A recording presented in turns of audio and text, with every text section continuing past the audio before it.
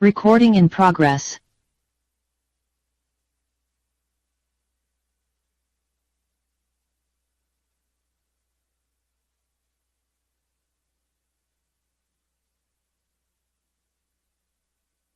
Regularly scheduled meeting of the Tree Advisory Committee, and I'll call to order, and we'll start with a roll call.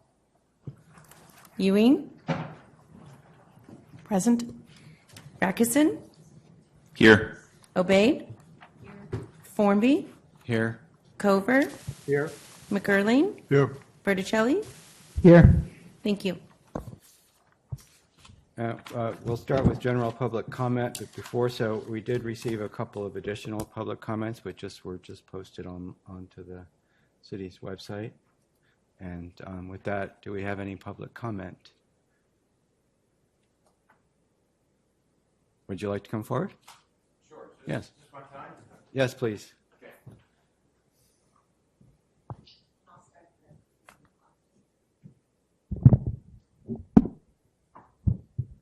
Hi, my name is Charles Little. I'm here representing Relief, and before the holidays, three of us met with Heather and got a look and asked her some questions about the draft of the revised tree protection ordinance. And we've put together some comments, and I'd like to read them to you. I think you have copies of these, but I'll read them anyway, and then I don't know if I will have... I'm going to interrupt you. If you can hold your comments until the item is presented, and then you can comment at that point. Say that again? If you can wait until the item is presented, and then you can comment at that point. Oh, so this is not appropriate now? Right. So if you have comments on anything other than anything that's agendized, you're more than welcome to give a general public comment. But Okay. for anything else, wait till the item Okay, I is... don't have the agenda in front of me. I'm sorry. I saw my name on the agenda near the beginning, so that's why I jumped up here. Absolutely. So after the preservation ordinance is presented, then you can comment then. Thank you. Thank you. My apologies. Well, with that, let's see. We'll move on to presentations. And we're about to receive a presentation and discuss and feedback components of the draft update to implementing our zoning ordinance, Chapter 17, tree preservation. And I'll turn it over to Heather.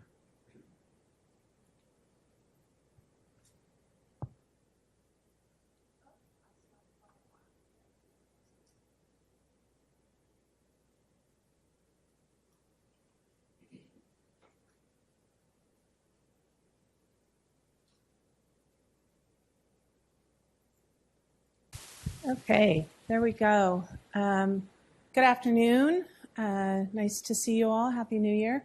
I am here today to present the initial draft of the tree preservation ordinance that would be zoning ordinance Chapter 17 to replace the existing ordinance. So I have a brief presentation that really tracks with the staff report that you all received, and I look forward to a conversation today about feedback on what we have drafted thus far.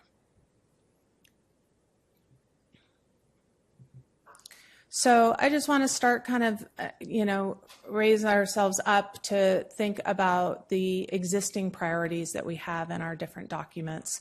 And so many of these priorities really play into what we're here to discuss today. So from our citywide goals, our climate emergency framework, the draft blueprint for carbon neutrality, general plan policy, and our zoning code all have different components that discuss tree ordinances, sustaining a healthy urban forest, and establishing regulations to help us preserve that.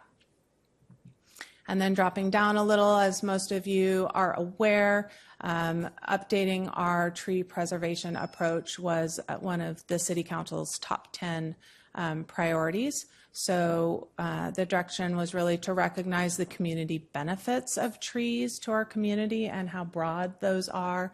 They really touch on a variety of things, to update the tree preservation ordinance, as well as updating our internal processing and permitting to make sure we're implementing that direction. So again, that's why we're here today. And then looking at what we are planning to discuss today. So I wanted to introduce our team that's been working on this. We have been fortunate to be working with Ben Anderson with Urban Forestry, and he has been a great resource as a consulting arborist to look at other jurisdictions, what they are doing, what works, what doesn't, and has really been an instrumental part of this effort. Community Development Department staff, including myself and Elena Lipp, have been an associate planner with the department, have been playing a lead role on this, and we've been working in consultation with the other departments in the city, from Parks, Public Works, City Attorney's Office, Building Division. So really looking at it as a citywide effort.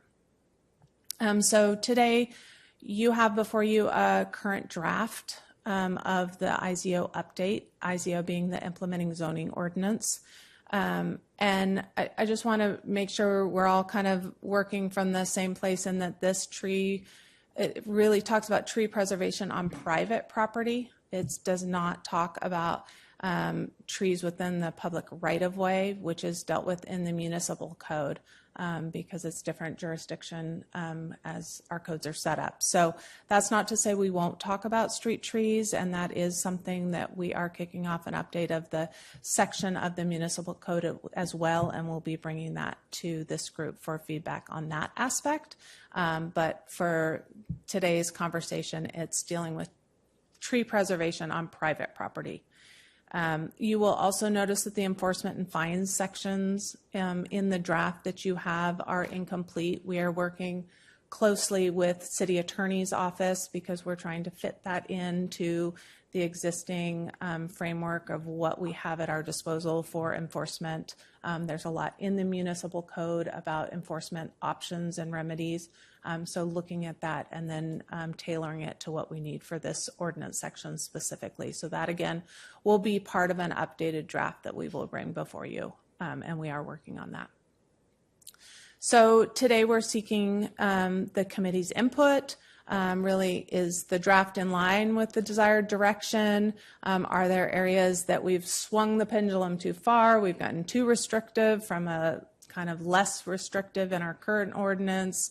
Are there things we've overlooked, or definitions we didn't quite get right? So really an opportunity for feedback from this committee to inform revisions and then moving towards a more final draft. And then it's also an opportunity, this is starting our community and stakeholder outreach and input. So you've got a couple letters in your packet from community members, Relief being one of the key stakeholders that has been a part of this process. And then we will also start, as I'll touch on later in this presentation, start a broader outreach effort to make sure that anybody in the community who wants to be part of this conversation is able to be part of that, and it's not a surprise to anybody when ultimately we adopt a new ordinance.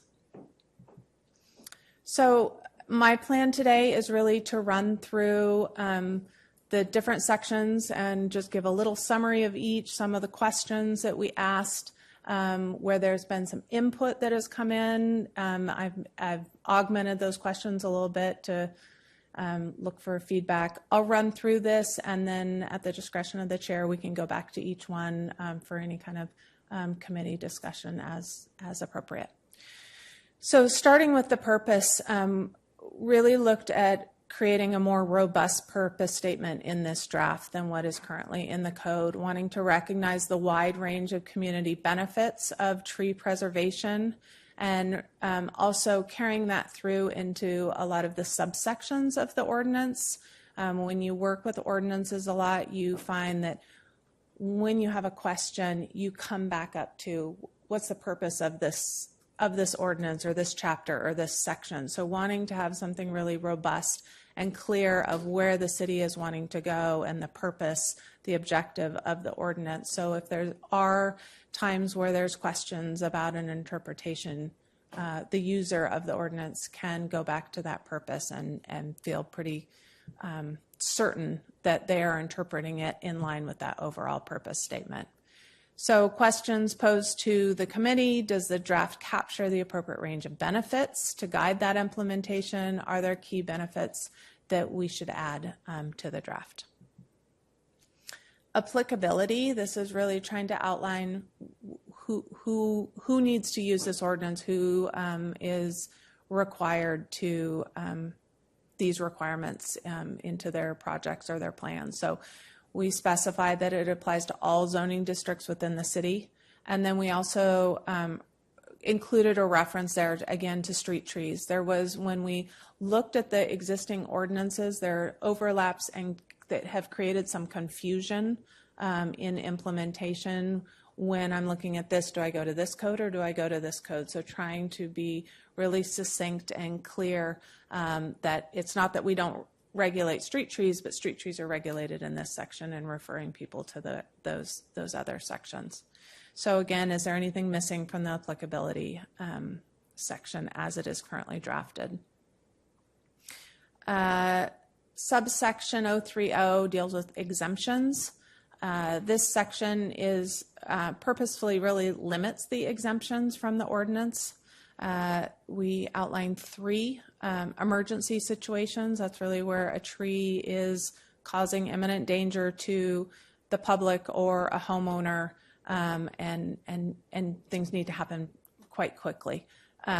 Public utility protection is another one, and then nuisance species. And nuisance species is something that is new, is not included in the current ordinance, and we did include here. So are there other exemptions that should be added? There were public comments or committee comments about thinking about, should we exempt for shading of solar panels? Should we exempt for trees that are impacting hard landscape or foundations? Should we exempt for view preservation? And then a couple comments about exempting for defensible space requirements. So kind of adding that to the question, some specifics that came up in the comments we have received. And then in terms of nuisance species, is it appropriate to include nuisance species as exempt from the ordinance? And are there additions or deletions from the ones that were proposed in the draft? A couple suggestions for eucalyptus, Monterey pine, and liquid amber to be considered as maybe additional species under that classification. Definitions, we sought to really expand the list of definitions appropriate for the tree preservation discussion. One thing I really want to highlight is the elimination of the term protected tree. Our current ordinance only applies under certain circumstances to a kind of short list of protected trees. And so one of the main changes in this ordinance is moving to the ordinance applying to all trees over a certain size. So there's a definition that a tree is any native or non-native woody plant with a trunk diameter of 6 inches or greater. So that's a very significant change from the current ordinance to this ordinance in terms of what is being protected. So for committee input, are there definitions that are not included that would be helpful? Is the proposed definition of tree too restrictive? There have been some comments that it is 6 inches is a pretty restrictive size. Other jurisdictions have using 12, 24, 10. So is that the right size? And then also a comment came in about diameter at breast height be used instead of just trunk diameter. So some questions we'd love input on. Tree removal permits. This section, again, it significantly expands the city's current scope because a tree removal permit would be required for removal of all trees, which again is referring to that definition of 6 inches trunk diameter, not just the protected trees. So that's a significant change here. This section identifies the review authority for tree removal permits that are not associated with a development application, that review authority is the community development director. And if they are considered as part of a development project, then that review authority becomes the review authority for the project. So if a project came in for a housing development, the tree removal permit is part of that would go to the Planning Commission, and they would become the review authority. So trying to be really clarify under what circumstances who the review authority is. This section also includes findings for approval as well as findings for denial. And it also has a section that specifically gives the authority for the community development director to seek professional input from a consulting arborist as needed. So if an arborist report came in and it didn't read right, we had questions about it, that would give the community development director the authority to use a consulting arborist as needed. And the community development director now does have a consulting arborist under contract for such referrals. So that's something that has been implemented already. So in terms of input from the committee, we've kind of taken a more of a maximum regulatory approach in this draft. Is that appropriate? Is there a desire to swing a little bit? Is a more moderate approach desired? And are there any modifications to the findings for approval or findings for denial that seem like they should be made? Tree replacement.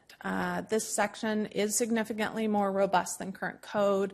It addresses replacement ratios, location, and timing, which was something that some of the comments about the ordinance from early on was about needing all of those pieces to really create a solid tree replacement requirement.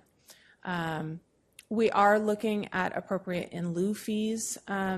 Currently, the way the ordinance reads is in lieu fees are the typical Northern California wholesale tree costs plus an average installation cost. So is that the appropriate way to define it? Should there be more of a clear, for each tree it's X amount? So we are talking about the appropriate in lieu fees as part of our efforts. So for committee, is there anything that's missing from this section? Is there 1 tree per 3 inches of trunk diameter for tree removals not associated with a development project too onerous for individual homeowners? That's a topic that came up from a number of the comments that came in was that's a lot for a homeowner that might want to remove a tree to then have to put in a number of trees. Is there room for them? Is it become so expensive? And does it really further good practice if you've got too many trees on a lot or requiring too many trees on a lot? And then also, are the ratios that are in here for replacement as part of development proposals appropriate? Subsection 090 deals with development projects specifically. So this was when there are tree removals proposed as part of a discretionary review project. So we added supplemental findings that would have to be made by the review authority for tree removal permits that are processed concurrently with development projects.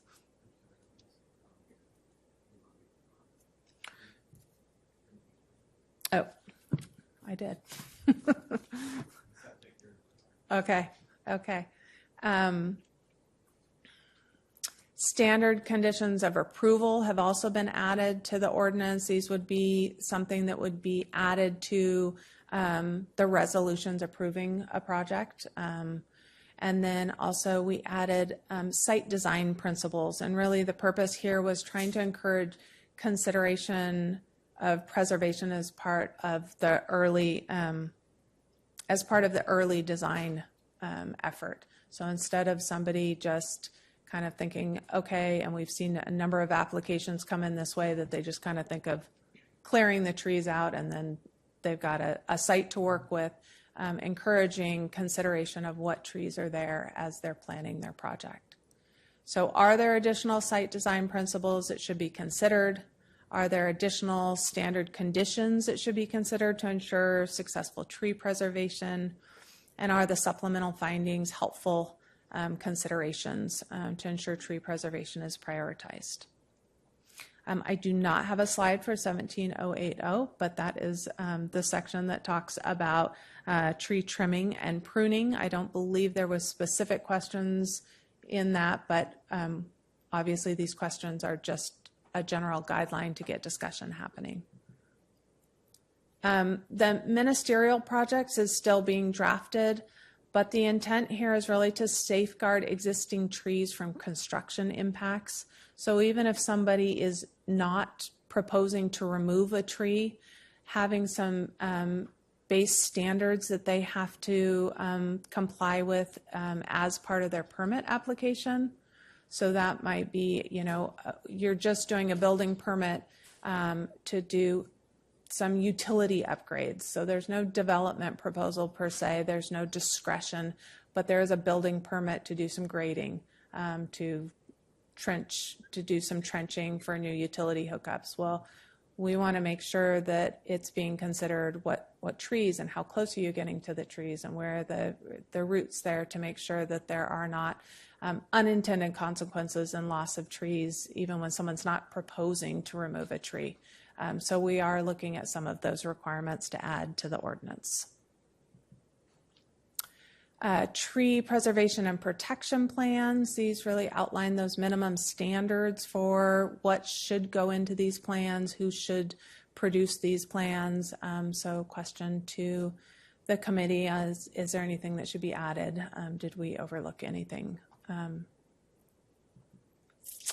And enforcement. So again, this is a section that we're working closely with the city attorney's office to develop based on the existing authority in the Muni Code, and then looking for clear specifics for fees associated with enforcement efforts. So that is being worked on and will be brought before the committee in a future updated draft. So before, as I'm closing this out, kind of wanted to talk a little bit about public engagement. So we have started with, you know, stakeholders, but we have initiated conversations with the city's communication team to think about other ways to highlight the work that's being done, get other people who this will impact to be part of the conversation. So community bulletins, social media posts, those kind of things, as well as looking at some direct outreach. I know the downtown business district is asked to participate in conversations once we're talking about street trees specifically, doing some outreach to local arborists, so some of that kind of direct outreach. So we will continue with those efforts to develop those efforts and ensure we're doing that as part of this process as well. And so next steps, we will receive feedback today. We will be updating the tree protection ordinance with the feedback received, filling in some of those areas that we are still working on. We are also initiating an update to the Municipal Code Section 13.08, which is the section on street trees. And we'll be bringing both of those updated drafts back to the Tree Advisory Committee for another round of feedback, all at the same time doing community outreach. Ultimately, this is a zoning ordinance update, so it does go to the Planning Commission for their review and recommendation, ultimately City Council for adoption, and then implementation. So once we've got new regulations up, doing all of the information and the outreach to make sure that people know what the expectations are. And finally, just wanted to kind of cap it off with just a reminder of city commitment. We are looking at tree preservation across multiple departments, how to implement city council direction and the community vision, and aware that we need to increase the awareness internally to commit to tree preservation, a commitment to continue to reflect back to those objectives and considering issues, processes, permits that involve trees, and also the flexibility to continue to reflect back on those objectives when there is interpretation. When every time you adopt a new ordinance, once you start implementing it, you're like, oh, that doesn't quite work right, or we should have said that. So it's an iterative process. And just to end with gratitude to be able to be here and talk about this and have members of our community here for that collaboration. So that concludes my presentation. Happy to take questions. Ben is here, and we're happy to follow your lead. Thank you. I think we'll open it up for public comment. I'm sorry, I'm deaf in this ear right now. I think you'd go to committee comment first. Questions for clarification? Should we? Okay. Should we start with Eberly? Yeah, thank you, Heather, and thank you everyone that's worked hard to improve or to start the process of improving our tree ordinance. This will become aware, I think, when you start doing community outreach, but I did a poll of my friends, neighbors, acquaintances, and no one knew that there were any protections existing right now, which I think have been on the existing for several years, myself included. And then I also did a poll of how would you feel about further protections, and I did not hear any support for that. I think anybody that has a good tree in their backyard is going to appreciate it and not take it, remove it lightly. It's really costly, and if it's a good tree, it's serving its purpose. So my feeling is that this proposal goes too far. If it was going to go further, I would certainly say that the 6-inch diameter is too restrictive. I looked at ordinances from San Jose, Palo Alto, Novato, Mill Valley, Sebastopol, Santa Cruz, and Oakland. And the most restrictive of all of those, I think, was Oakland at 9 inches, except for the Coast Live Oak, which is protected at 4 inches. So I could go into sort of more specifics. I was the one that added what other exemptions that I thought should be included, which would be shading of solar panels, trees that are impacting foundations, trees that have grown up and now are obstructing views. You know, a lot of people are like me, and they planted trees sort of stupidly, ignorantly, and then realized that it was the wrong tree, and subsequently had to remove them. And it wasn't something that I wanted to do, but I'm sure that there are plenty of people who bought a property and then discovered that it has a tree that is just not serving its purpose, unfortunately. The tree replacement, I thought that was it would really be very costly and difficult for a lot of people to find the space in their yards. For example, if you had to take out a 30-inch tree, that would be require you to put in 10 trees, which, you know, the average cost of a 15-gallon tree is going to be about $100. So that's going to be $1,000, and then that doesn't include the, as you mentioned, installation costs, which could be quite high for digging all those holes, plus just the space that would require. So I think, you know, in lieu fees might be appropriate, but then it might be prohibitive for a lot of people.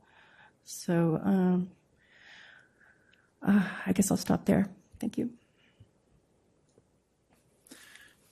And I'll look to the chair for structuring our comments. I'm used to commissioners usually doing a round of questions, and then we hear from the public, and then we give our final commentary. Should we do that, or would you rather us give questions and comments kind of all at once? I'm sorry, I'm a little deaf right now, so can you say that again? I'm used to the format where commissioners give their questions first to staff, then go to public comment, and then come back to commissioners for a final comment. Should we do that format here? Would you rather us read kind of everything now and then go to public, or how do you want to structure that? I'm open for discussion either way. It doesn't. Okay, well, why don't I start with questions, and then we can always come back, just so I don't eat up too much time. I guess the first question, any model jurisdictions that stand out that you pulled from? I know sometimes they all run together, but any that stood out just for our own kind of future research and as touch points? Stood out in what way?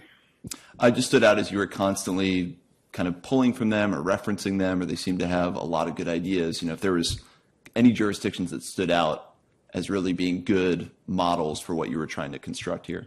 I mean, a lot of it comes from Mill Valley. That's a big one. I will say also, I think somebody, and maybe Roger had said something about Chico. So looked at the Chico ordinance to look at, are we missing anything that the Chico ordinance did? So also as people brought up ordinances, look at this or look at that, we pull them up and look at it. And there are sections, Elena had some experience using Sausalito's tree ordinance, and there's some good pieces of it, but then when you look at certain things, they're just not really aligned with Petaluma too. Like so much of theirs is private views. And so, kind of looking at different options and saying, okay, that little piece, maybe that's a good thread. And then there's other ones that it didn't resonate. Yeah, no, that's a great answer for kind of our future edification and research into this. And then just building on what Commissioner Eberly just said about the 6 inches, obviously it's a pretty huge scope change.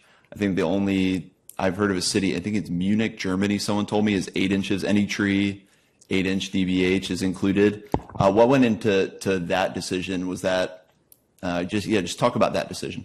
Yeah, I mean, there was push and pull on that one. Fairfax is 4 inches.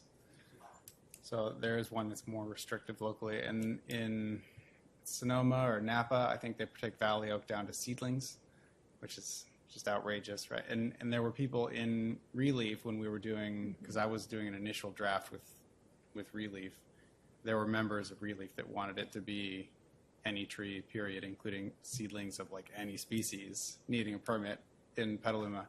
So 6 inches came from a lot of compromise from everyone that was working on the initial version of the draft. And it's, kind of our jumping off point here. And then is trunk diameter kind of an analog for DBH, or does it mean something else? No, so it's... Excuse me, Ben, can you put the mic closer to you? Yeah. Thank you. DBH comes from forestry, and you see that in a lot of ordinances. You also see DSH, diameter at standard height, which is the same thing, but people trying to change the wording of it. It doesn't work well to just say 4.5 feet for urban trees because they're not conifers. DBH comes from measuring conifers that are, you get above the butt swell and you've got like something that's fairly uniform. Most of the trees that you're measuring for a tree removal permit in the city of Petaluma, they're not going to have like a single trunk. Not most, but a lot of them are not going to have a single trunk at 4.5 feet. So like the description of how to measure the diameter in this draft comes partially from the current edition of the Guide for Plant Appraisal for how to deal with multi-stem trees. The thing of measuring the narrowest point if it forks above or below 3 feet.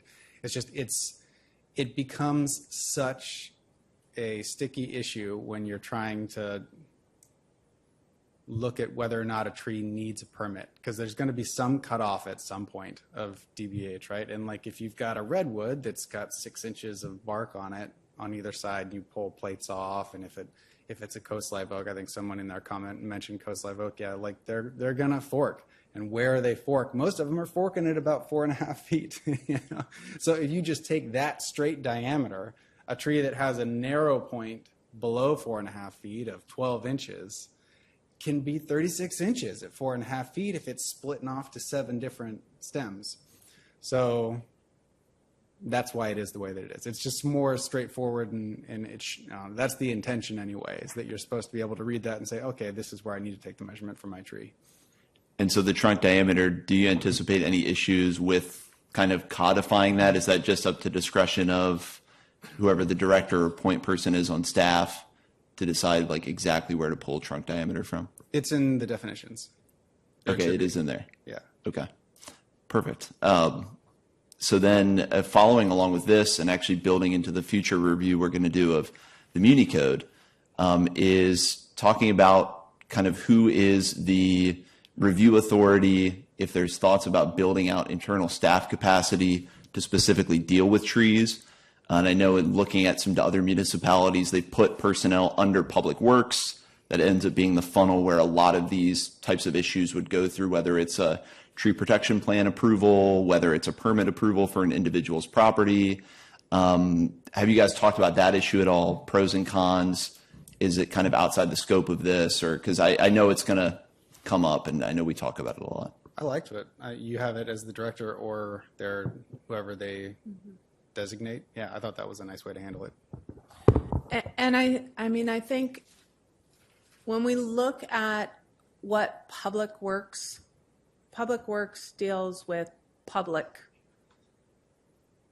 infrastructure, public roads, public trees. So that's why our code makes that difference, because Public Works is public stuff and private property is typically planning. And so that's kind of the way our ordinances currently do, have them broken up. And we were kind of trying to create clarity, but also follow that lead that most other things are set up with, So that was the thinking on why, it's pretty rare that your ordinance is going to get more specific.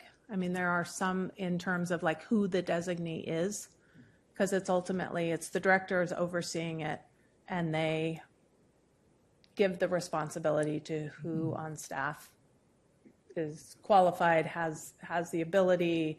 It can shift depending if somebody leaves. You got to have the flexibility to shift it. So most of our ordinances, and I'm sure there's some examples, but it's the chief building official.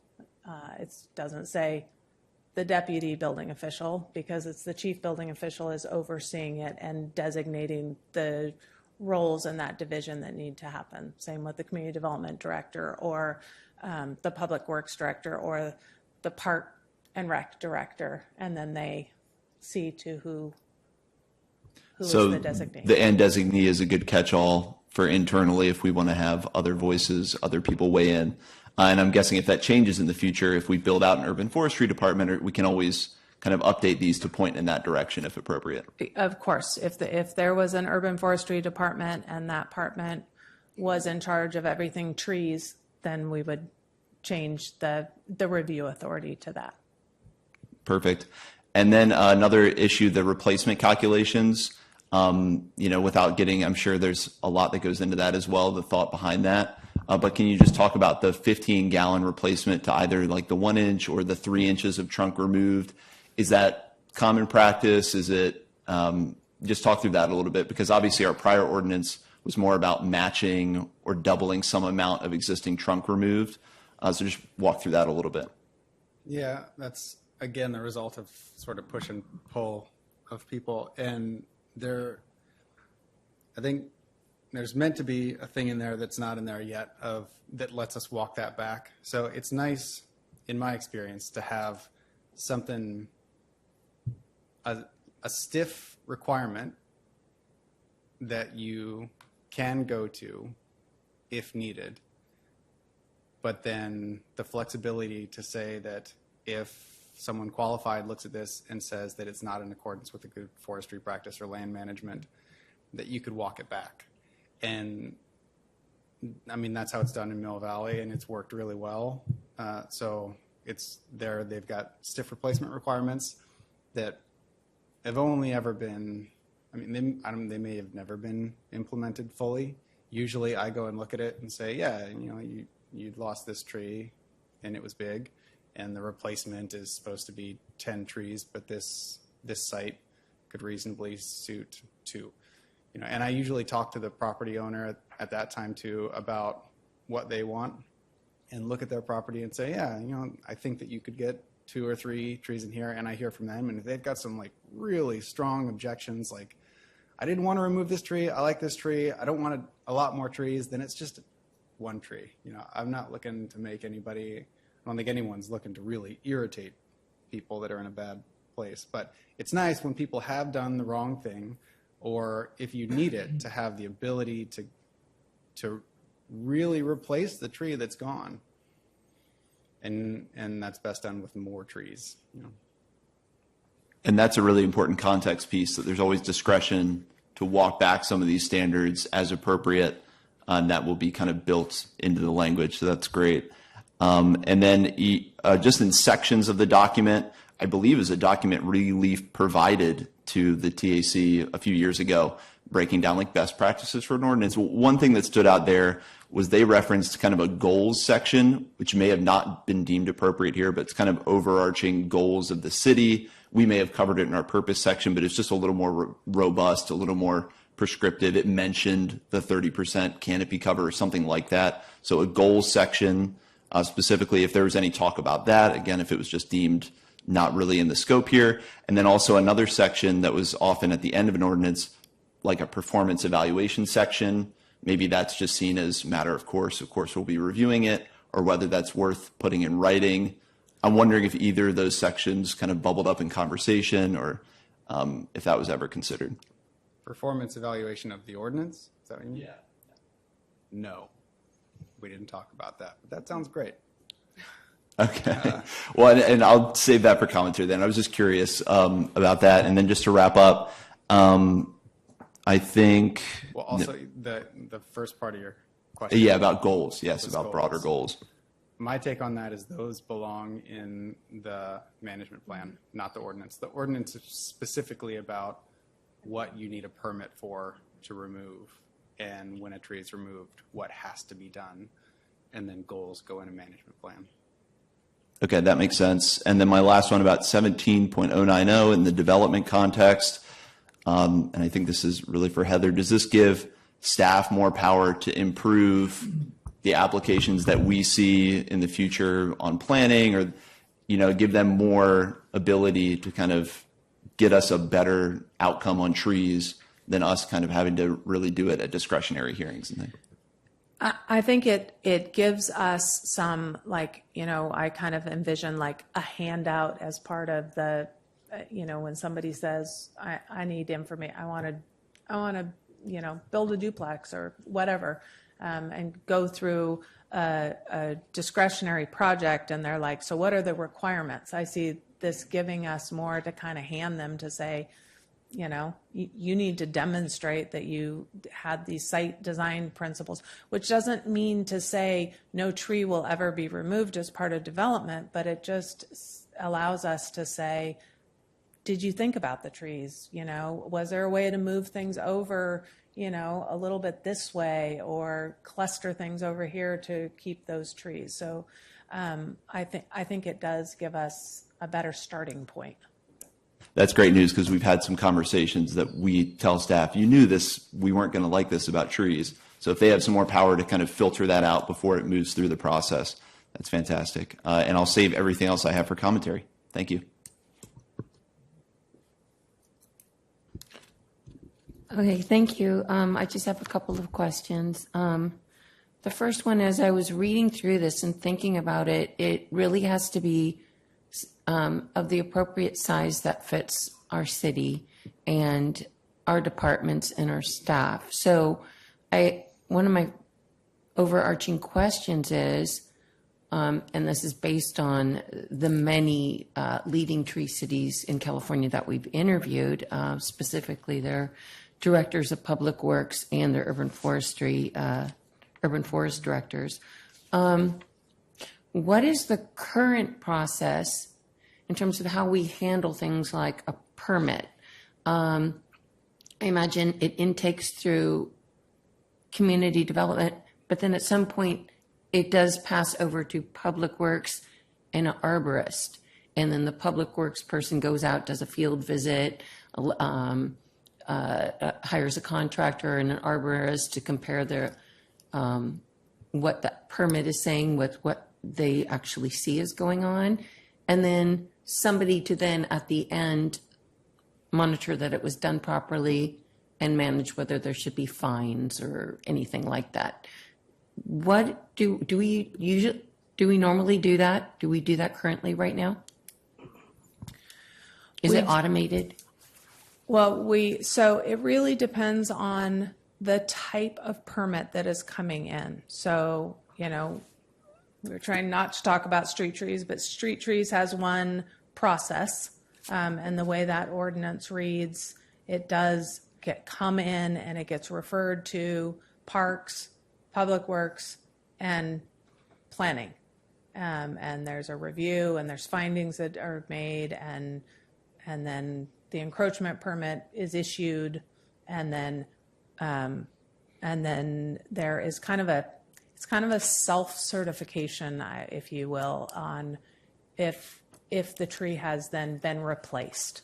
So that's one of the things when we've been looking at processes, we need to close the loop. Yes, we need I saw that. something to go back out and say, okay, it's 30 days, the tree has to be in 30 days after, unless there's extenuating weather circumstances or planning or whatever. And we need to go out and check. Is it there? And if it's not there, what do we do? So those are some of the internal processes that we've been having discussion about and trying to figure out what do we need in the ordinance and what do we need in our permit processes, internal, just working. And so that everybody's working on the same, this happens, then this happens, then this happens. With a private development on private property, it doesn't necessarily go to Public Works, except for if it's a development application, everything gets routed to Public Works. So if it's a apartment building, then that whole application, including anything that they had about trees, would go to Public Works. Would also be part of the looking at the environmental analysis if it's going to be an initial study or, so it really depends on the scope of what comes in. Sure. And then building permits, and I kind of touched on this in my presentation, is another area that we've identified as we need more with building permit applications, because currently, unless someone says, I want to remove a tree, the focus isn't on trees. And so what we've talked about is, even if someone's not removing a tree, if they're doing construction, we need to do everything and require everything to make sure that that construction they're doing isn't going to impact the existing trees. Right. There's a lot of work, man hours there. Yeah. So is part of your process, thank you for that, is part of your process then evaluating the robustness and functionality of whatever that software or project management software is? Because other cities have it so that it makes it so easy for staff. It plugs in the milestones based on the type of permit and the type of situation, and it just pings you whenever to do something, make a report, file a report, shoot out a fine. Are you guys, is part of your review right now including software review? So we do have a software program that is used for permits, and it's a relatively newish. Like we went to all electronic during COVID. And so we're actually in the process of kind of doing a reevaluation and finding the places that it's not, we didn't think about this, or we need to build more milestones into this type of permit, or some of those automated. So it's kind of that, circle back process too. We had it, we developed it, we started using it, and now we're going back to revise and update it. Okay, that's good news. Thanks. Couple clarifying questions. Are in lieu fees part of today, or is that a different meeting? We're going to bring that back. I have to work with, so usually in lieu fees are something, so like our housing in lieu fees, those are adopted by the city council with our master fee schedule. Okay, And for so- tree replacement. Yeah, in so lieu fees, yeah. we're gonna, that's what I'm working with the city attorney on. So the way it's worded now is what I read to you, which is basically they have to provide something that says, okay, here's the average cost and here's the estimate on the average cost of installing trees, and I'm supposed to do X amount, and it's kind of how we come up with the calculation. But what we want to explore, is there a better way to do that? Is there a less onerous way to do that? Is there a one number that makes sense, or is that actually a good way for us to do it? So I'm working with the city attorney's office on kind of what we can do and what we would need to then adopt into a master fee schedule if we wanted to change things up. And Will that come before TAC? Yeah. Okay, thank you. Also, I'm not sure that it's not part of today, but I'm not sure where it is. The guidelines for utilities trimming trees. I didn't find it, but it's got to be somewhere in our code. Yeah, I saw that question in your comments, and I don't have an answer off the top of my head, but I can follow up with you. On street trees? Yeah, because some cities give them some guidelines, like you're asking us for, criteria and requirements in the decision making. And it just occurred to me that that's a big piece considering what I see going on in my neighborhood. And it varies by contractor to contractor that the utility companies engage. Some of them are much more aggressive than other ones. Okay, and then my final question here is, we talked about the purpose. I noticed that and Darren asked a question about goals. Okay, that can be part of urban forestry management plan. But is it not the case that intent should be a part of purpose? Because I see other cities do that, and my vague understanding about the law is intent matters. So is that part of today as well? Because I do have comments related to intent later.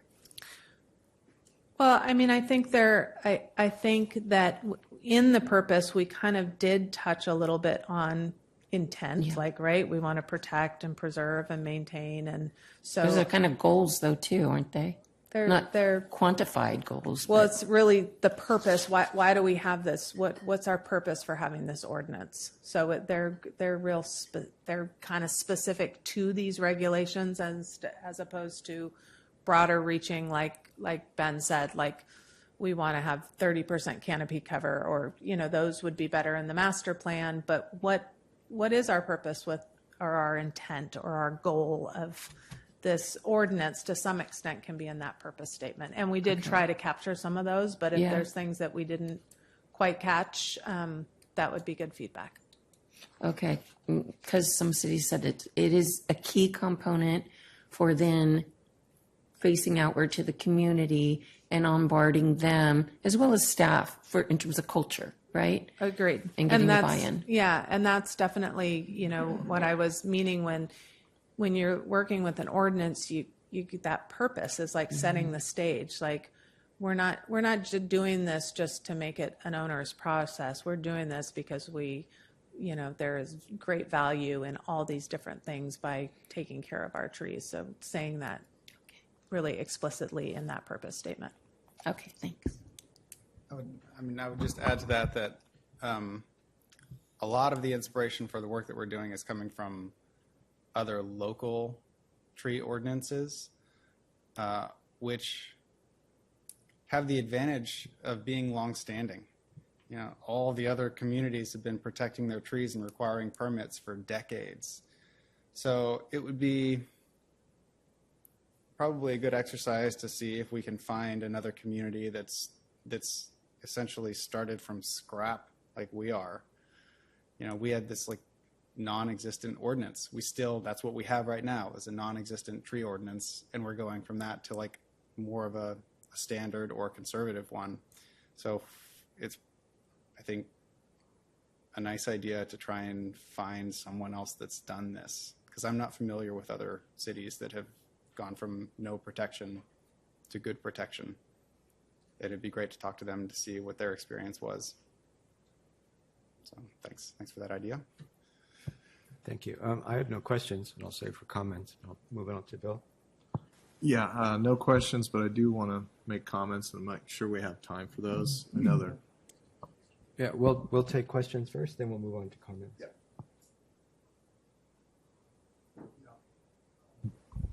Thank you. It kind of feels to me like the tree ordinance is a very defensive position. We're basically defending existing trees, defending, trying to protect existing trees. Has nothing to do with more trees or tree urban management, or it's just defending what we've got, protecting what we've got. And it also seems like the equity, the burden of that responsibility goes to the private property owner. The city is basically not involved. It's the individual property owner who's required to do what you want them to do. And I think you need to think about how to give them some reward to do that, how to encourage them, how to help them with maintaining 5 trees on a piece of property is thousands of dollars a year at their expense for our benefit. I support that, but somehow I think they have to feel like they're part of the goal, and everybody's with them as opposed to expecting them to do the work and we benefit. So I see the tree ordinance as a separate chapter of a urban management plan that doesn't exist, and I can't wait to get there, because I think we need to have a larger context, a larger view that helps drive this and helps convince people to protect their trees because they're part of a bigger goal. I think this equity in your carbon footprint, it talks about equity in different neighborhoods with different problems. The equity of neighborhoods and properties that have trees versus neighborhoods who have no trees, that's inequitable. And I think somehow that has to be dealt with. I don't know how the tree ordinance, the tree ordinance can't do that. It has to be a bigger perspective, but still, I think the equity issue here is going to be very big. And I think property owners are going to fight back because the cost is theirs. And I think we have to find a way of helping to share that cost, getting contractors to do bulk pruning with discount fees, other ways of supplementing the cost to help people maintain trees. Because we're all benefiting from what they do or don't do. And somehow I think that's going to be part of a more gentle, a less punitive, more gentle approach to encouraging tree maintenance. And I don't see that in here. I'm sorry, Roger. Did you have a question? We were doing questions now, and we'll save for comment later. Yeah. Clarity of right-of-way. I think there's some confusion in where the right-of-way line is. It's not clear here. It's not clear as engineering either. But in some cases, it's a edge of sidewalk. Some cases, it's back of sidewalk. In some cases, it's back of curb. And I don't think anybody knows where that is, on what street, what condition. And somehow I think we need to be more clarity on that, because you mentioned right-of-way control here many times. And then I guess, have you considered having selected contractors, tree surgeons or companies that do that work, selected, pre-approved? They know the rules, they know the pruning standards that we want, and they're pre-approved, as opposed to going through this unknown process. Many cities do that. We haven't discussed that at length. We typically don't recommend, like if somebody comes in and says, can you recommend an architect, or can you recommend, a contractor, a building contractor, a general, we don't give recommendations. But I'm not saying that could never happen. I'm just good comment, and we'll part of a robust. Make your job easier if you have more conditions on your approval. Yeah, a more robust, overarching tree approach to the city, but we don't have that in place now, and we don't. Yeah. I can't say more than thanks for the comment. And I think it would help the inconsistency of application. Yeah, and it was my recollection that we did talk about that at least briefly at some point, because Yeah, my experience with that is those are a great idea. I haven't seen them used practically. Like Mill Valley has that list, and it may even have some stipulation where if you use a contractor from their list, that if there are fines, the fines will go to the contractor instead of the tree owner for if they do the work without a permit, you know, which I think is, on the surface of it, seems like a great idea, because I've seen homeowners get stuck with the fines because they hire a tree company that says, yeah, I'm going to do everything that I need to and get all the permits that I need, and then they don't.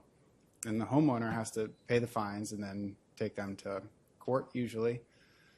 So I would be in favor of that for whatever that's worth. And I think it'd be great to, because the tree companies, it would be great for them to get some education on how we want trees treated and the new permit process when it comes down. Because right now they're confused when I talk to them about what's going on in Petaluma, because they say they talk to planning or to someone who tells them that no trees are allowed to be removed right now.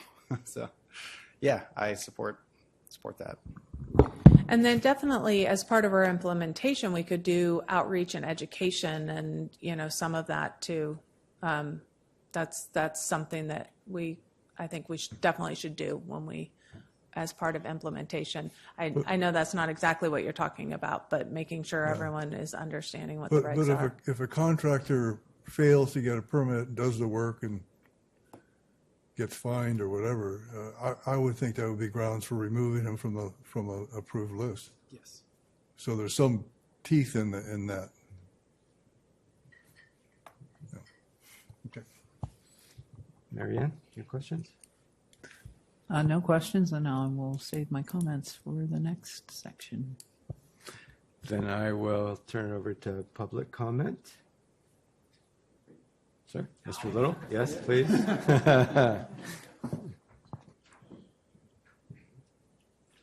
still Charles Little, and I'm representing Relief. What a good conversation. My goodness, I'm learning so much here. Sorry, Charles, I don't mean to interrupt you again, but could I ask the clerk to start the timer, please? Thank you. I was just going to say, we're having difficulties, so I'm going to start it here on my end for you. Go ahead.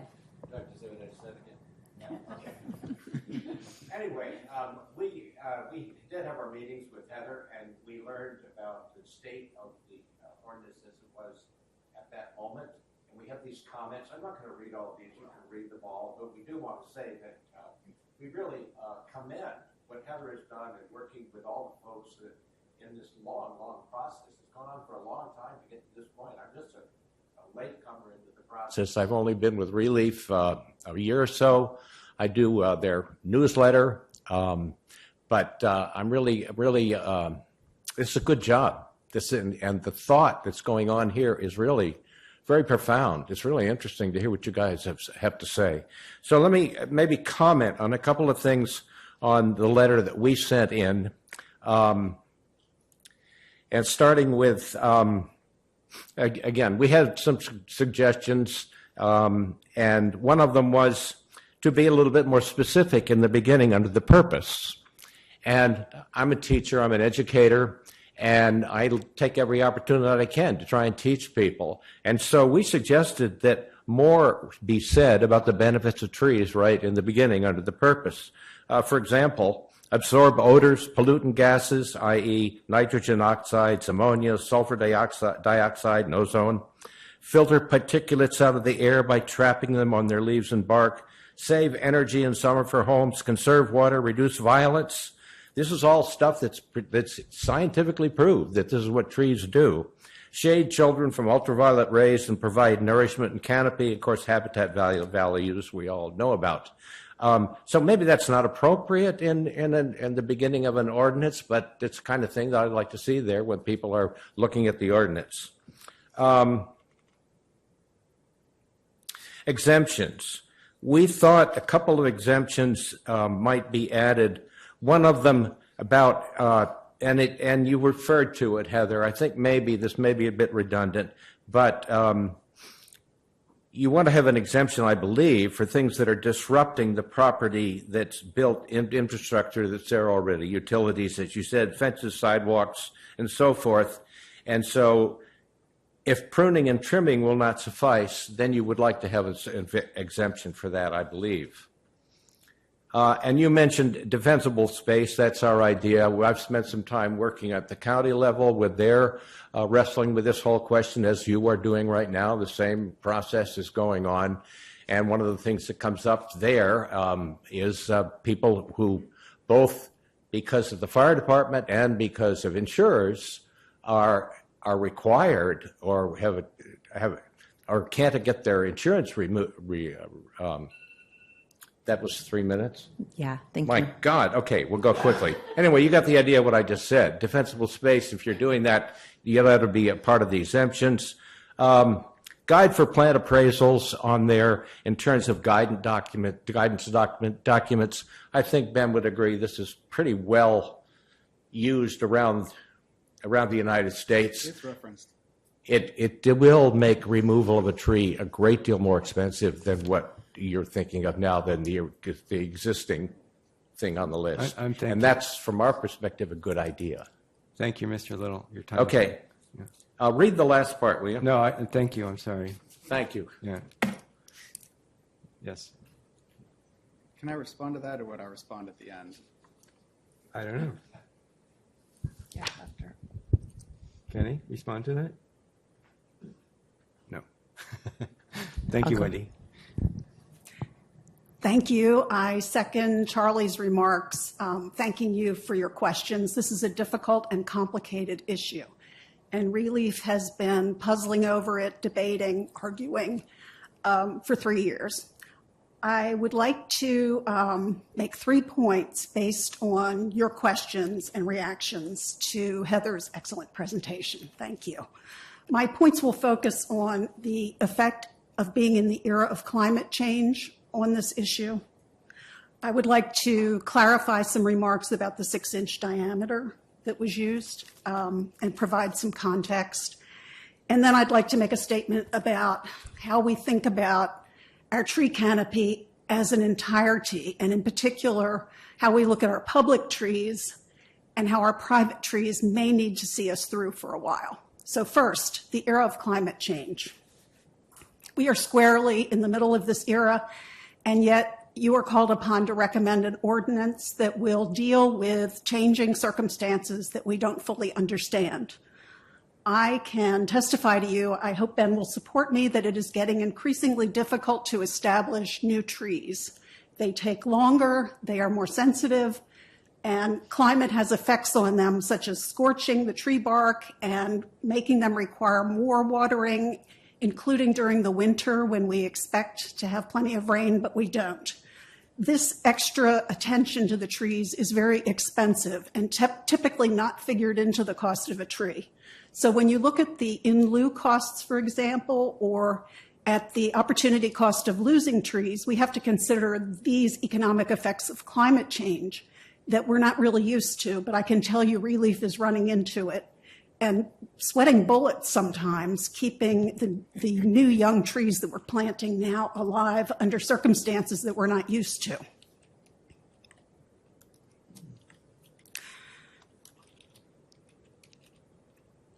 So please give thought to the fact that you are going to be recommending and helping to craft a tree protection ordinance for the era of climate change, not comparable to what you're looking at in other cities, many of which have 10-year-old or older tree protection ordinances that may have been successful but were written for a different time.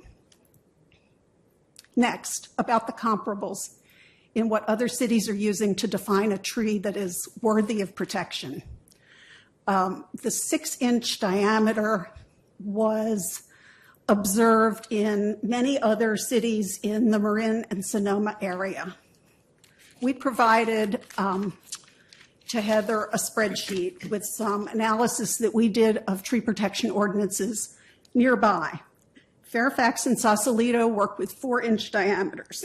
San Anselmo and Novato, 6 to 7-inch. Marin County, 6-inch, and Kent Woodlands, 6-inch. Excuse me, that was the 3 minutes. Thank you very much. Thank you, Wendy. I'd like to hear more. Is there somebody who could give her time to do that? Could somebody? I agree. I just have one more point. Can we take one more? Can we take? If there's time? It's up to somebody in you, general Chair. public that wants to cede their time to Wendy to speak, so if they like to cede their 3 minutes, The Climate Right. Commission gives 4.5 minutes. I yield my time to Wendy Jacobs. Then Wendy, please continue. Thank you very much. I just wanted to make my last point about some deep concerns I have about the condition of our public trees and the difficulty in remedying those conditions. My personal observation is that we have many public trees that are currently providing shade and respite that appear to be near the end of their useful life. For example, on North McDowell Street, we have a couple miles of median strip trees that provide lots of shade and screening and traffic calming. And I recently observed they had been heavily pruned, which led me to observe that they were Bradford pear. This is a short-lived tree, and we have miles of them providing shade along North McDowell. In addition, we have other short-lived trees planted throughout our downtown, many of them in very small cutout squares in concrete with highly compacted soil that take regular abuse, both from foot traffic and from the type of pruning that they're receiving. So in considering whether we should be protecting private trees or how we should look about that kind of regulation, I think we may have to really also consider what is the expected life expectancy of our public tree canopy. And if we are going to have to be replacing a lot of it, does that make us feel differently about protecting the shade and other benefits that we're getting from trees on private property? There are few to no opportunities to insert lots of public trees without extremely expensive public works projects. This is the problem Relief has faced for years as the public begs us to put trees in their neighborhoods. We also hear the public complaining and very upset when their neighbors take down large shade trees that provided shade for 3, 4, 5 houses, maybe the only tree for blocks around. And we look at the neighborhoods and there's no opportunity for us to plant replacement trees. So it's a really sticky wicket. It's a difficult problem, but I just wanted to present like the surrounding circumstances to keep in mind as we consider protecting our trees, all of them. Thank you. Thank you, Wendy. Do you have any further public comment? Then I'm going to turn it over to committee comment. And I just, in lieu of time, we have about 20 minutes left, so just please be concise. Thank you. And I'll start with Everly. Well, I erroneously started with my general comment, but I guess I'm just going to say again that I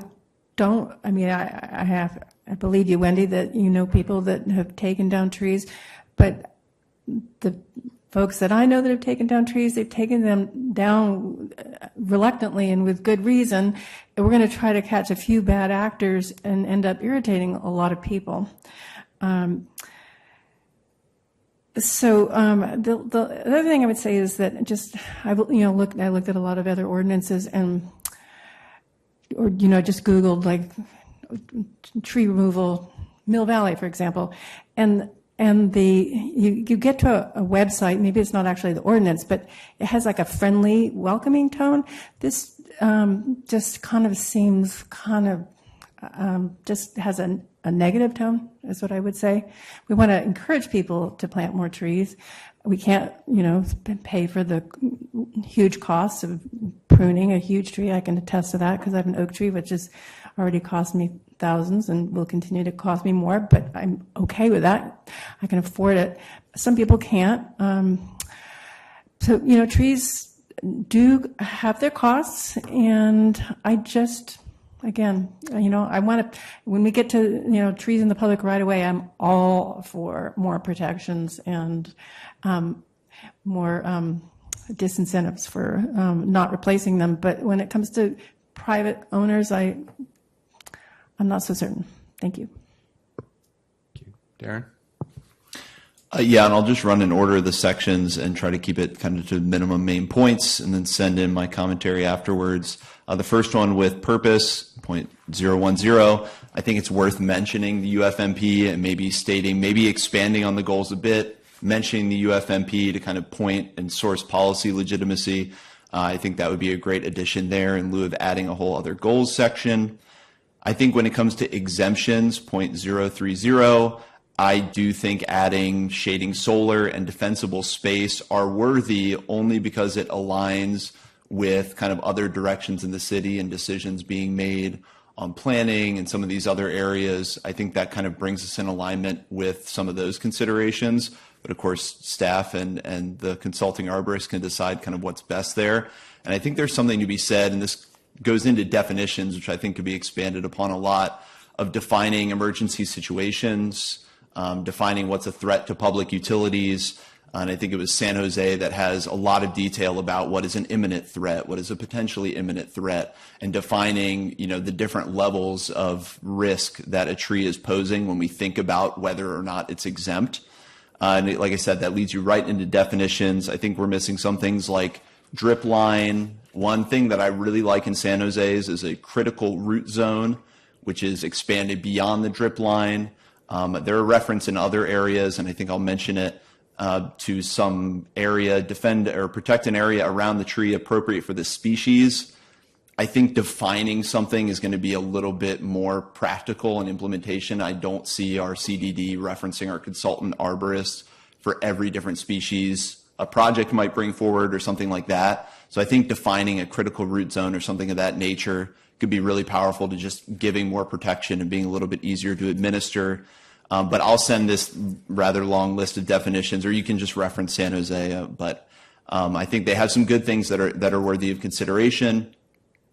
I'm going to, for now, forgo permits because we don't know what the permit looks like. I've already made comments about who is the review authority and thought we got some answers there.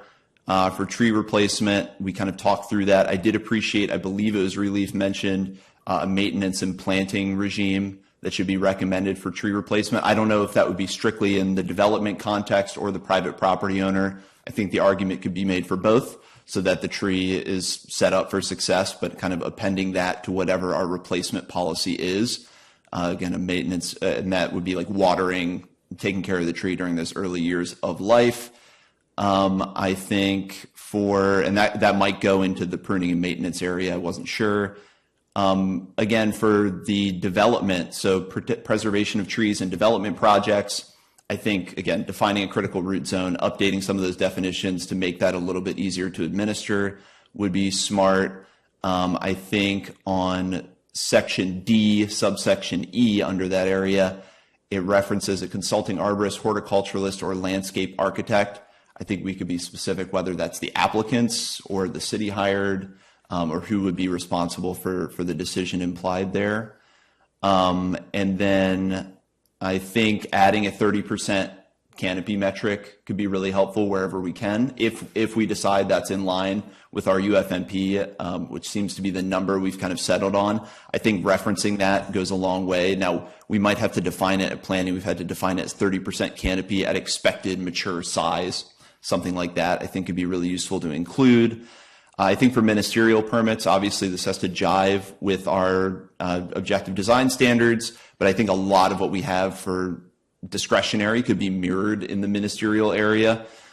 So I definitely support a lot of the measures described there. And then obviously enforcement, appeals, actually administering this is an absolute massive piece of this puzzle. So when we talk about suitability of the 6 inches, that seems aggressive to me from what I've reviewed and from my experience in talking with the public. I love that idea. I do see some wisdom in breaking out certain species to have stricter protections, but I do see the logic in kind of having the strictest protection and then moving back from there. I just think that's worthy of more thought. And I think when we understand what the enforcement mechanisms are going to be and what areas there are for staff discretion to lower penalties or allow a little more flexibility, I think that'll go a long way in deciding kind of how strict we should be on the face of it. And then I think adding a performance evaluation of ordinance would be a really worthy section to add, just our process for reviewing and updating our ordinance.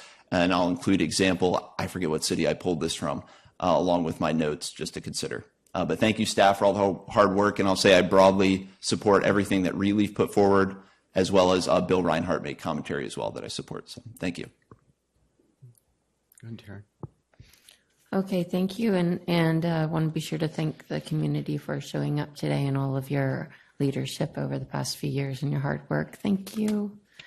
Okay, I have a few general kinds of comments, and then I have by section, but some of the chunks I will send to you and I'll just lightly reference them here.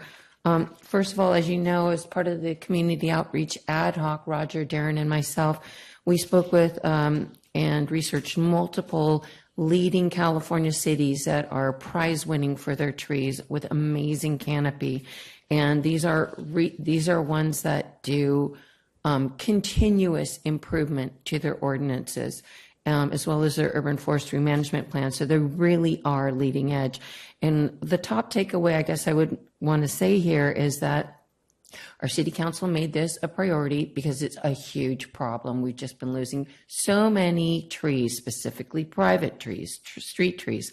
You know that. But what the issue is, not just culture out there that needs to be addressed in the community, but culture within the city hall. And one of the things consistently with all of the other leading cities is the public works director is the director or his designee, which is typically an arborist. That sets us up for including that in this ordinance well for when the urban forestry management plan is enacted and it just scoots in. The problem with it being in community development is you end up with a telephone game, disjointed communication, lost expertise in the communication. Where's the arborist? He's out on vacation, and the designee becomes a function of convenience, and I've seen that happen here. And then it comes down to manager preference for trees, and we really don't want to set ourselves up for that. The more buttoned up we can be, and with a public works director, the better. And so that's a holistic approach. General comments would be, let's see here, more specificity and quantification in the guidance of making decisions, criteria for making decisions, and then arborist reports that then get plugged into via the software milestones into our records so that we're defensible.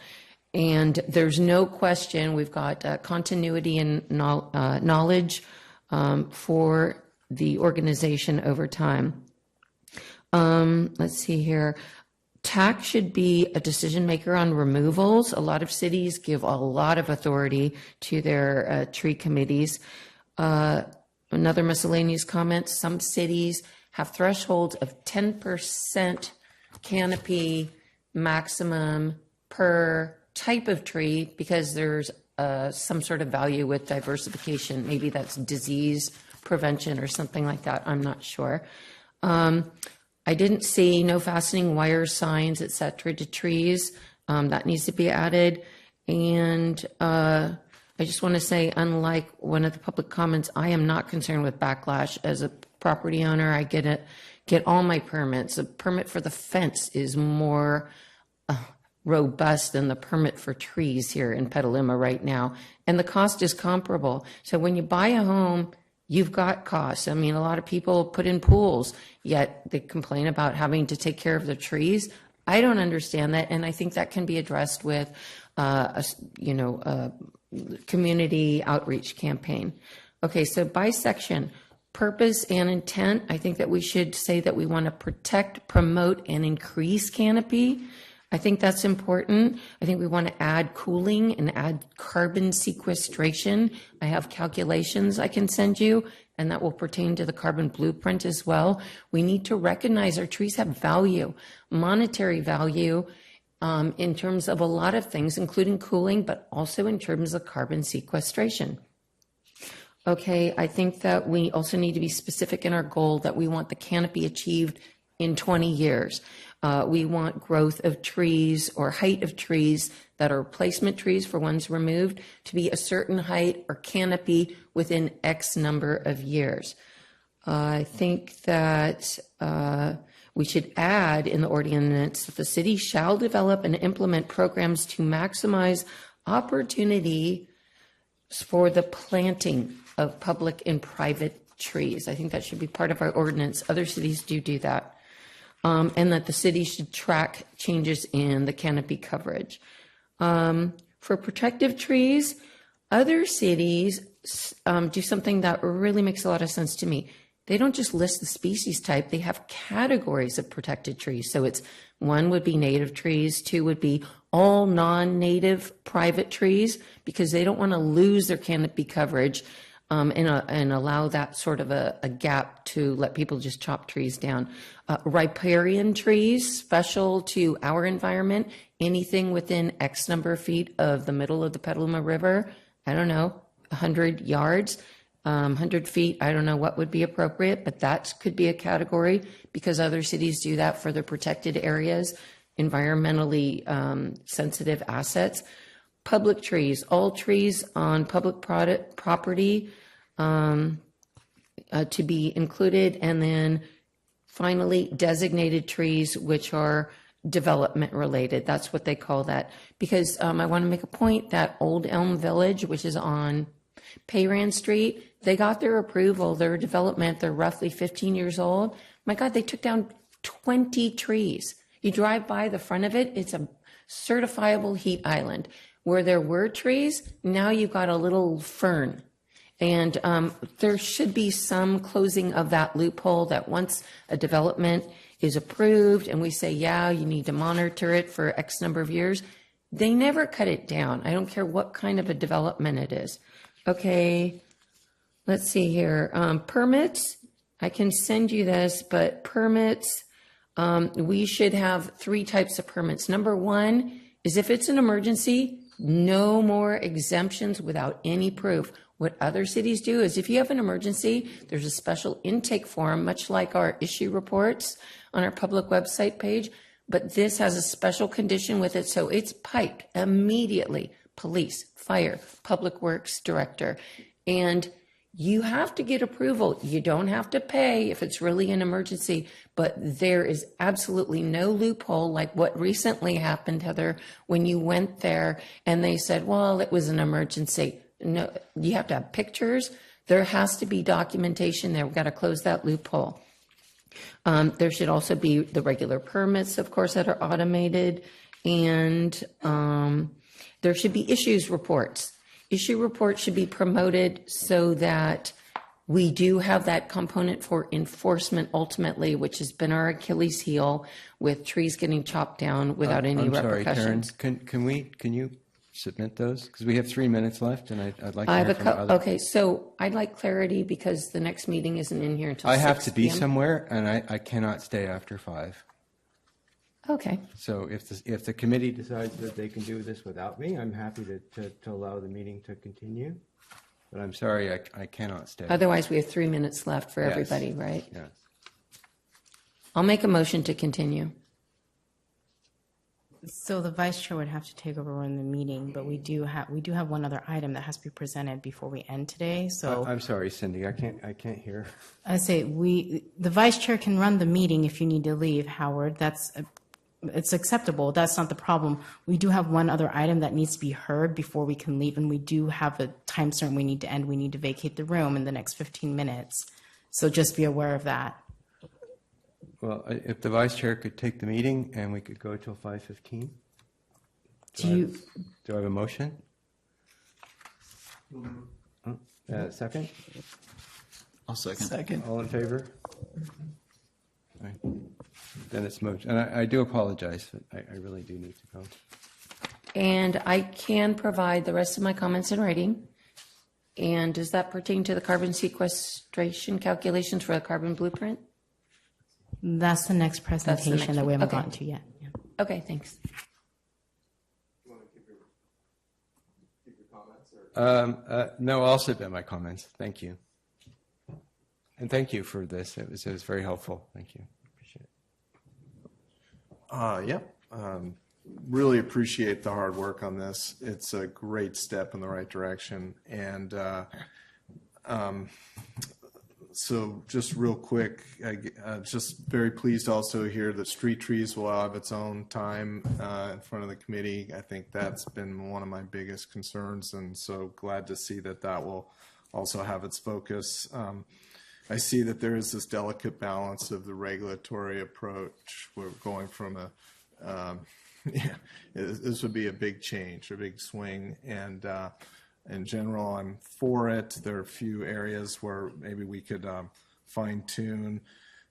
I'm hearing from Eberly that there's a number of different communities that have larger diameter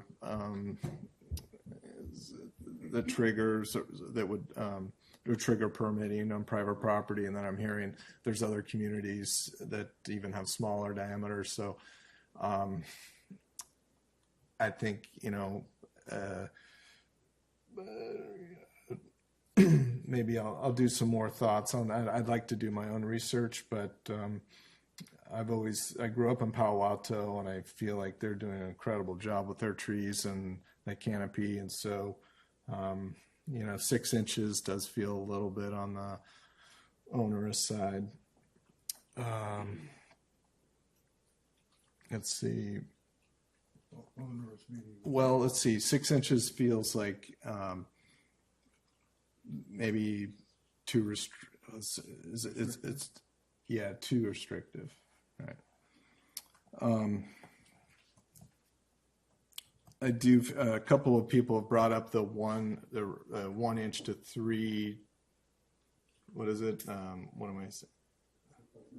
Yeah, the replacement ratios, and I think that the ability to walk that back would be really important. It doesn't seem practical to replace, let's say, a 30-inch diameter tree with 10. To try to find them. So, maybe. In my opinion, really the spirit of this tree preservation ordinance is that we're maintaining or increasing our canopy coverage, and that but we also want our private citizens to feel like that they're doing the right thing, and that their flexibility to do the right thing. And so how we get there, I'm not quite sure, but I think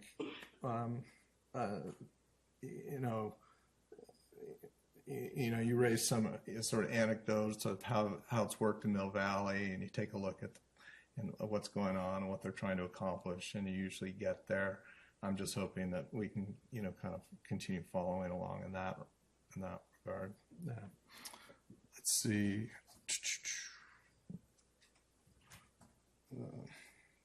I like the idea Heather said something about, really taking into consider the site design principles to consider trees, that we might have the opportunity with building permits to consider how trees, if they exist or don't exist in their, let's say, the private property or on the public property, that might give the city an opportunity to consider trees and as part of the building permit.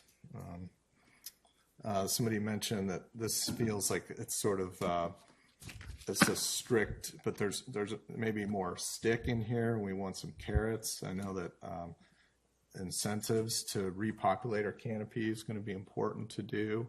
I know with like the Mulch Madness program, I think that's gotten a lot of people interested in altering their yards. So maybe there's something like that we could consider for trees to repopulate our canopy. And I think anything more specific I'll try to address in an email. But that's kind of what I have here. Thank you. Thank you. Yeah, I think it's a good start. And although I still would like to see it a little more comprehensive, but understand the conditions that you're trying to achieve. And I agree. I'd like to find ways to make it more educational, helpful. Even maybe there's a deal that if you have big trees on your property, there's a discount from PG&E or some connection to the benefits that you're creating. There's some financial reward that the landowner can get. And even, I think,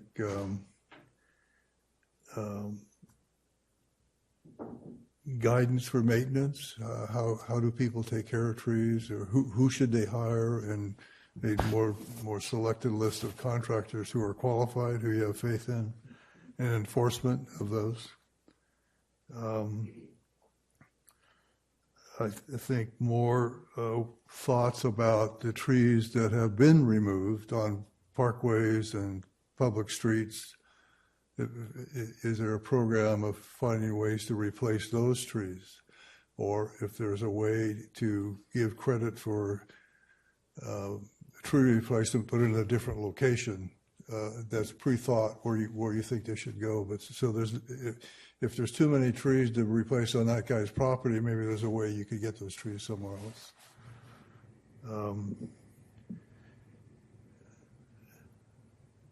So I consider, like on Western Boulevard, there's an existing parkway, existing trees in many cases, and many missing teeth. It seems like that's low-hanging fruit for tree replacement. The hole is there, or the parkway is there, and it should be part of some overall thinking. So that's it.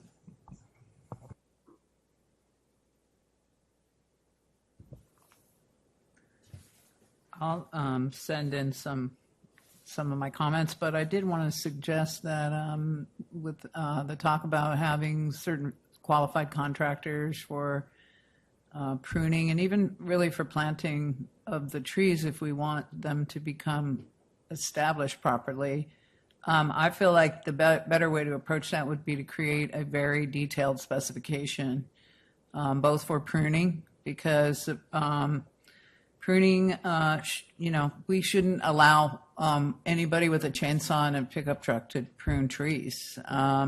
They should have to be qualified. They should have to, not that they need to be arborists, but they should know the proper methods of pruning trees, because incorrect pruning can cause many, many problems and even kill trees. The pruning the purpose of it should be to enhance the shape of the tree, or if there's a problem with utility lines or whatever, to do only what's needed specifically to avoid interference with the utility lines. And it should be done in such a way that it's not going to cause structural deficiencies or areas that are prone to disease or rot. Same thing with the maintenance of new trees. It's very critical that they be planted correctly and that they be maintained correctly in the first 3 years at least of their lives. That's a critical period of time for establishment of a tree. So I think if we have strong specifications for those activities, it's going to be helpful to both contractors and homeowners, because it'll be just a set of instructions. Here's what you do. There are existing standards for that, like the California Landscape Maintenance Standards Manual. It has, you can just cut and paste and then modify slightly, and you'd have your set of instructions for each of those items. I have some other comments, but I'll send you guys an email with that. Thank you.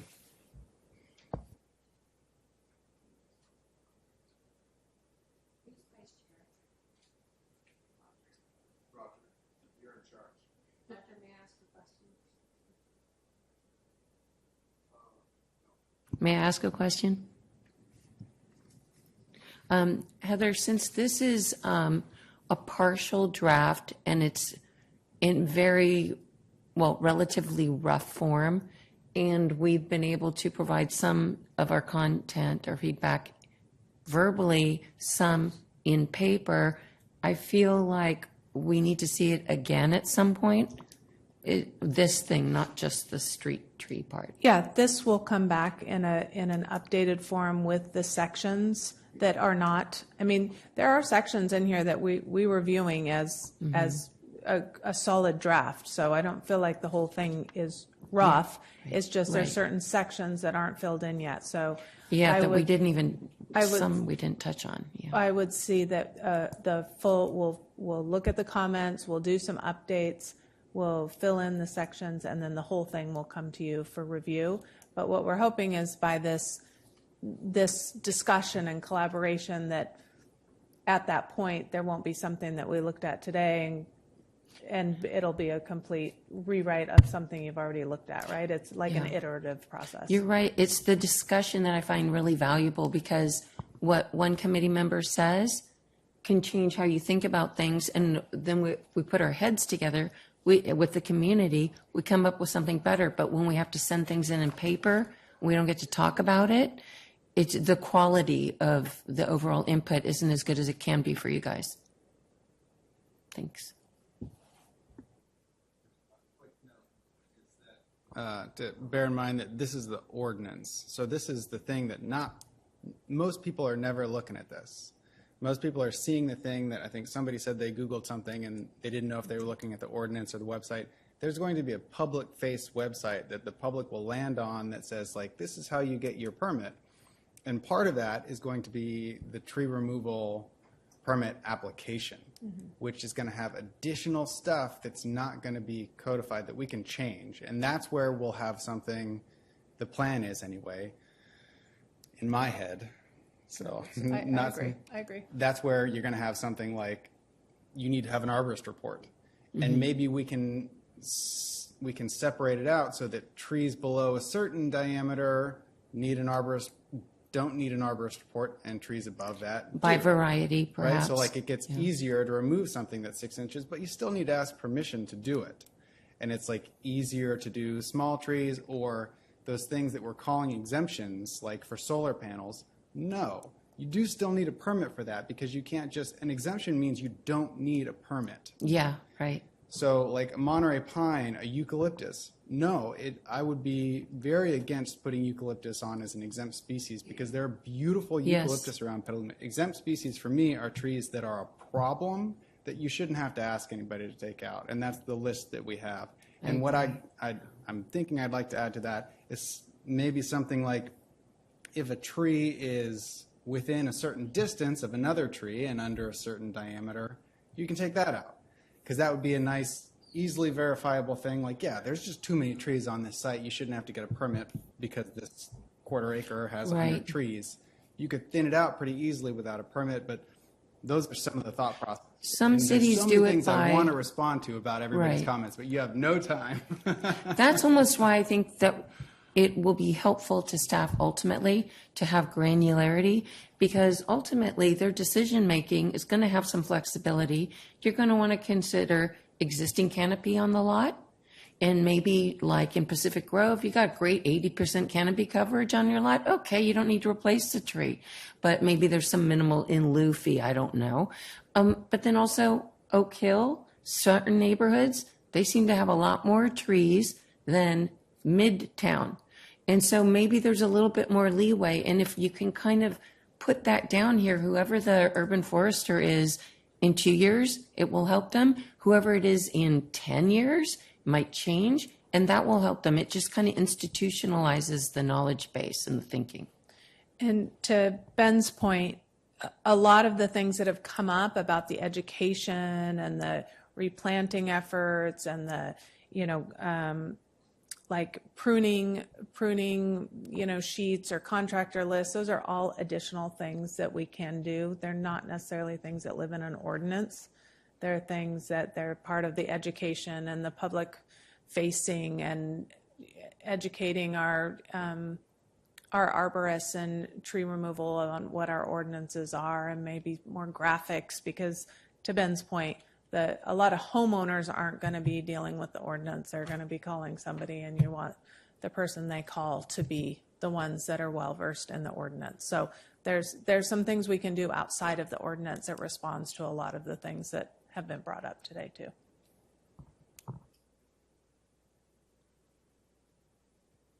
This is all going to take years or I don't know what the timeline is, but in the meantime, is it possible to get something into the community bulletin about the existing regulations protecting native trees, since, as I experienced, no one I know even knows about those?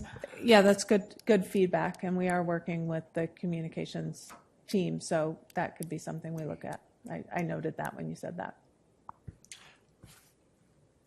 Cindy, is it appropriate to make a motion to extend our next item on the carbon neutrality blueprint to the next meeting? Sure. Yes, it would be, but I'll have to get back to them, see, because they have to have comments back by the 8th, so not hearing it today, I don't know if we'll have an opportunity. So yes, you can have a motion. I can see if it can be moved to the next meeting, but if not, I would ask everybody to submit their comments via email at the very least if we can't do that, and I'll let you know. How about scheduling an emergency meeting since we don't have enough time in 2 weeks? I'd have to check with the city attorney's office. They told me emergency meetings are only if it would stop operations of the city, so I don't know if this would fall Maybe not under an their emergency, consideration. then just a special meeting. So let me follow up and see if we can make that happen. But yes. I would make a motion to extend that item to a time undetermined, whether that's next meeting or depending on their timeline. Obviously, if they need a deliverable before our meeting after that, we can submit by email in the meantime. But a motion to extend to a time undetermined.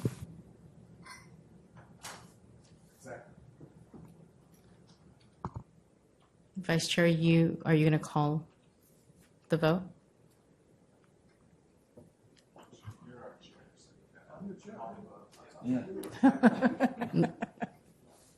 No, Roger's the vice. Roger, you're the vice chair.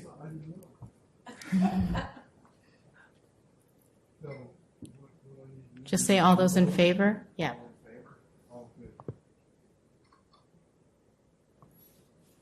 Thank you. Thank you.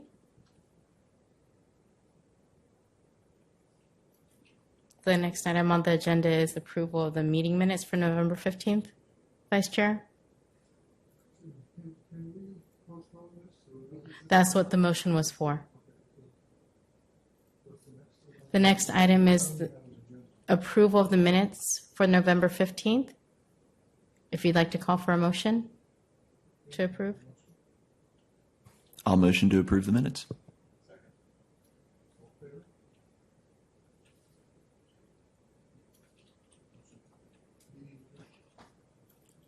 Meeting adjourned. Thank you. Heather, Ben, thank you.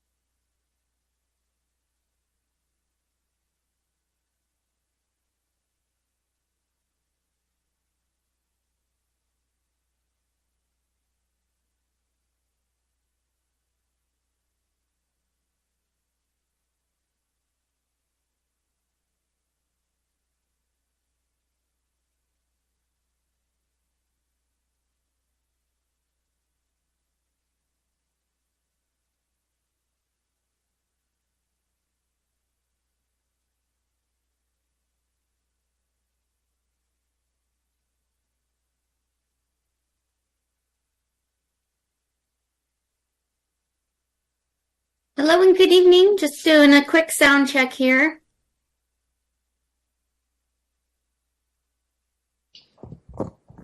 Okay, we can hear you loud and clear.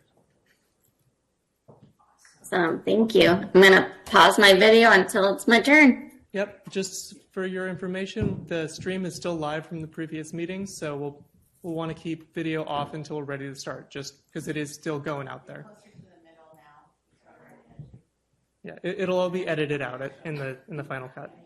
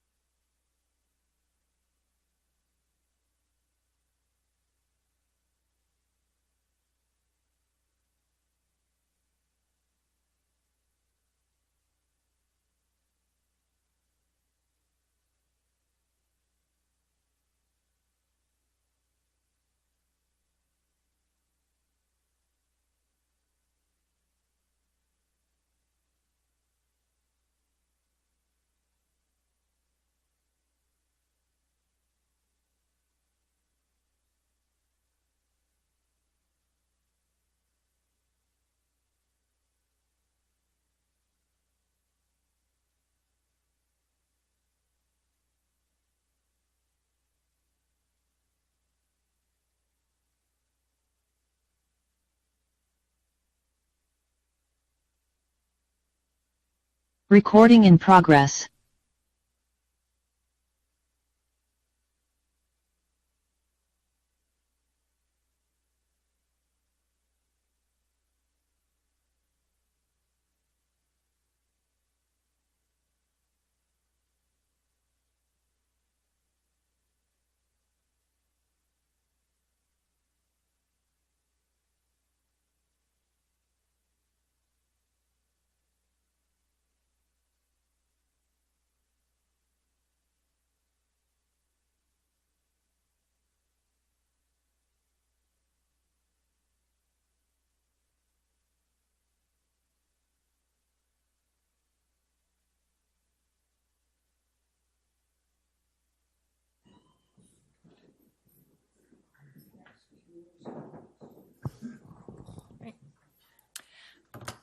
Okay, I'd like to call to order this meeting of Recreation, Parks, and Music Commission for Wednesday, January 17th, 2024. Can we do, I'd like to call it to order, and then we're going to do the Pledge of Allegiance.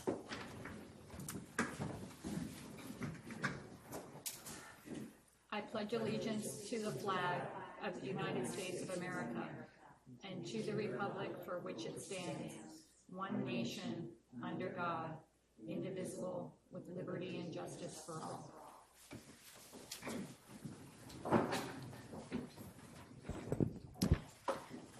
And clerk, can you take us through roll call, please? Mary Ann Berticelli.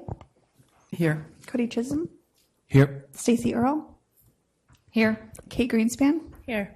Megan Kelly. Here. Hannah Rizzo Simmons. Here. Karen Now. Here.